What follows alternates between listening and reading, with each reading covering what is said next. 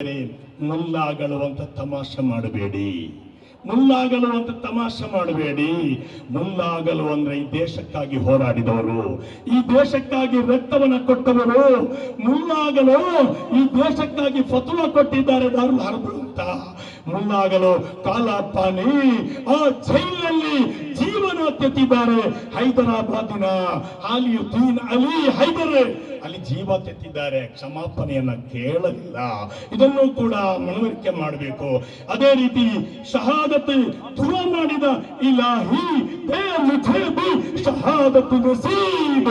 ಯುದ್ಧ ಭೂಮಿಯಲ್ಲಿ ಬ್ರಿಟಿಷರ ವಿರುದ್ಧ ಹೋರಾಡುವಾಗ ಯಾ ಅಲ್ಲಾಹ್ इलाही दे मुझे भी शहादत नसीब, ये अफजल है अफजल इबादत नसीब.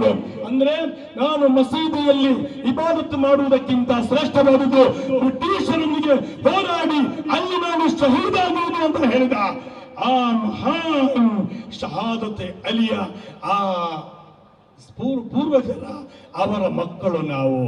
ಆದ್ದರಿಂದ ಈ ದೇಶದಲ್ಲಿ ಅದೆಷ್ಟೋ ಹೋರಾಟಗಾರರು ನಮ್ಮಿಂದ ಮುಂದೆ ಅಗಲಿ ಹೋಗಿದ್ದಾರೆ.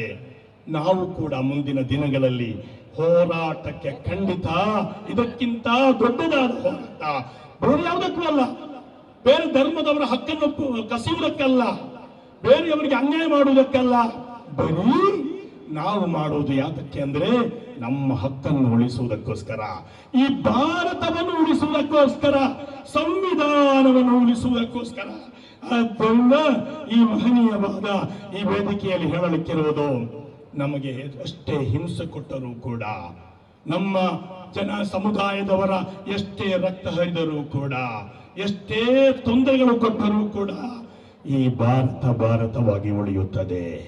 ಈ ಸಂವಿಧಾನವಾಗಿ ಉಳಿಯುತ್ತದೆ. ಅವತ್ತು ಬ್ರಿಟಿಷರೊಂದಿಗೆ ಹೋರಾಡುವುದು ವ್ಯರ್ಥ ಅಂತ ನೀವು ಹೇಳಿದ್ದೀರಲ್ಲ, ನಿಮ್ಮೊಂದಿಗೆ ಆಳದ ಮರದ ಜೊತೆಗಿರುವ ಅದರ ಅಡಿಯಲ್ಲಿರುವ ಎಲ್ಲರೊಂದಿಗೂ ನಮ್ಗೆ ಹೇಳಲಿಕ್ಕಿರೋದು, ಮುಸಲ್ಮಾನರನ್ನು ಬಿಟ್ಟು ಮುಸಲ್ಮಾನರನ್ನು ಬದಿಗೆ ಸರಿಸಿ ಮುಸಲ್ಮಾನರನ್ನು ಹೊರಗೆ ಕಳಿಸಿ ಇಲ್ಲಿ ನಾವು ಆರಾಮವಾಗಿರ್ತೇವೆ ಅನ್ನೋದು ಆ ಭಾವನೆ ನಿಮ್ಮಲ್ಲಿ ಇದ್ದರೆ, ಅಥವಾ ಮುಸಲ್ಮಾನರ ಹಕ್ಕನ್ನು ನಾವು ಪಡೆದುಕೊಳ್ಳುತ್ತೇವೆ, NRC ಬಂದಾಗ ಅದೆಲ್ಲ ನಮ್ಗೆ ಸಿಗುತ್ತೆ ಅಂತ ಕನಸು ಕಂಡಿರ, ಅದೇ ಇವತ್ತು ಆ ಭೂಮಿಯೆಲ್ಲ ನಮ್ಗೆ ಸಿಗುತ್ತೆ ಅಂತ ಕನಸು ಕಾಣ್ತೀರಾ, ಅದು ನಡೆಯಲ್ಲ ಅನ್ನುವ ಆ ಮಾತನ್ನು ಕೂಡ ಅದು ವ್ಯರ್ಥ ಮೋಹ ಅಂತ ಹೇಳುತ್ತಾ ವಾಹೃದವನ